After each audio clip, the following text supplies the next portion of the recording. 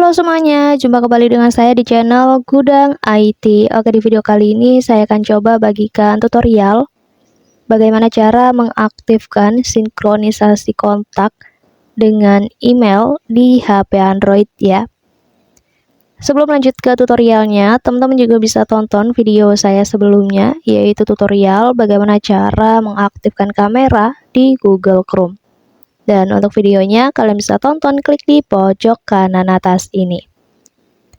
Oke, langsung aja kita masuk ke videonya.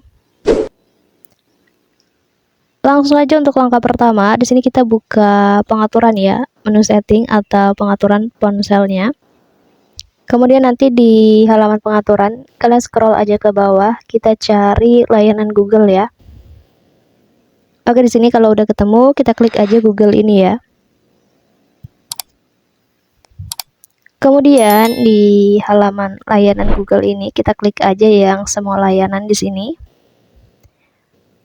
Lanjut kita scroll aja ke bawah, nanti kalian cari yang namanya sinkronisasi Google Kontak. Oke, di bagian pencadangan dan pemulihan, ini kita pilih aja sinkronisasi Google Kontaknya ini ya. Selanjutnya, teman-teman pilih aja yang status sinkronisasi ini ya. Kita klik. Dan untuk mengaktifkan sinkronisasi kontak dengan email, pastikan tombol sinkronisasi Google Kontaknya ini aktif ya, seperti ini. Untuk kalian yang mungkin statusnya masih nonaktif, jadi kalau nonaktif itu kayak gini ya. Kalian tinggal nyalakan aja dengan cara klik tombolnya di sini.